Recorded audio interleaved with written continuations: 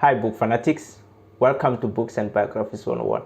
My name is Mishak Mahai, aka the Bookworm, and I appreciate your time for watching this video, and also I appreciate the comments that I get from the videos that I did. Keep them flowing, guys. I enjoy them a lot. And if you're new to this channel, you're very welcome.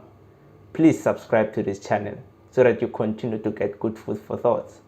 What we are covering today is an in-depth review of a book called The Art of Hustling, Sell or Surrender by Sbu, commonly known as DJ Sbu.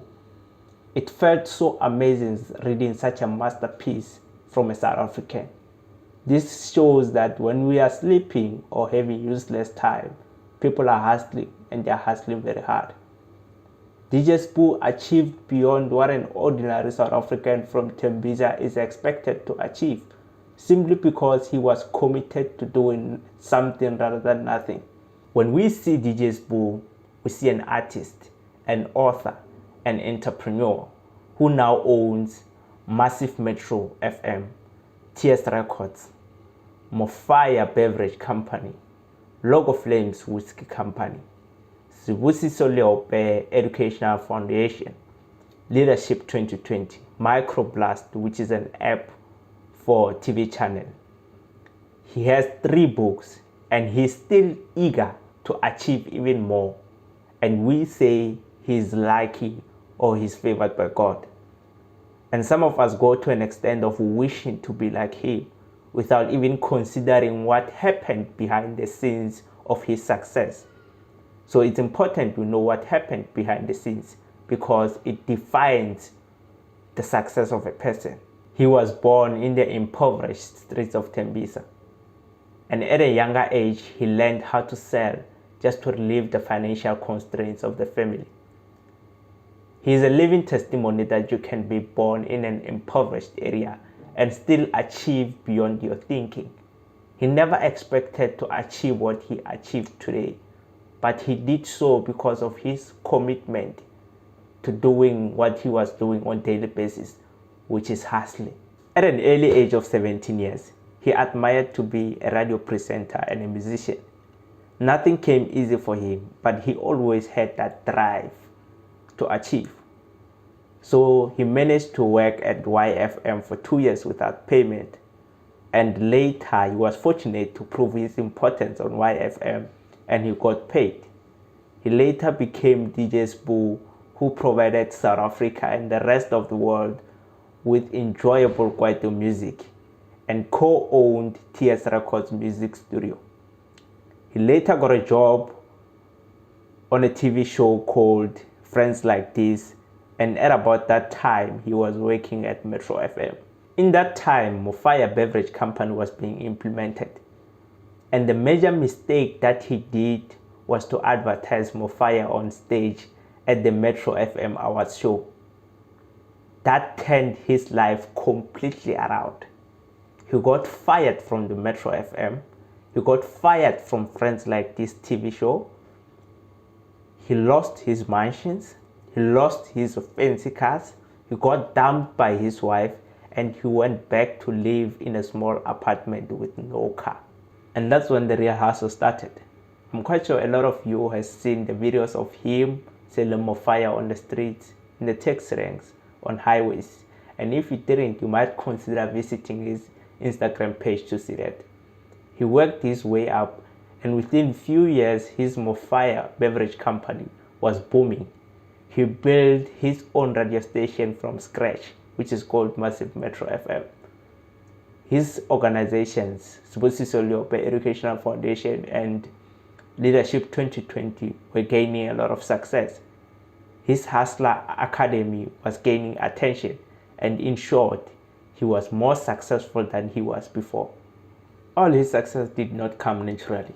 He was continually learning and living by principles. People who saw his success on the streets, his comeback on the streets, they called him a street guerrilla, which is a name of respect given to people who do things beyond the ordinary, because he was beyond the ordinary in selling on the streets. But what they did not know was that he was living by principles. He was practicing principles in selling that he learned from a selling company that he joined at university level and modified them to suit him. He calls this principle of selling on the streets the 5 steps of making a sale. The first one is interaction. He makes sure to maintain eye contact and smile to the customer so that the customer can feel free. And where possible, he makes firm handshakes and give few compliments so that the customer can feel more free and open to what he's going to say. The second step is presentation. He quickly jumps to the presentation without any further waste of time before the customer can lose any interest. The third step is short story. He briefly tells a short story about his product. The fourth step is closing. He quickly commits the customer to buy his product without giving them an option to say no. And the fifth and the last step is rehash, whereby when things seem to go smoothly, he quickly commits the customer to buy a little bit extra of his product by giving them a great value or a discount. So everything happens quickly. Imagine when he's selling his product move fire on the streets or on the traffic light stop.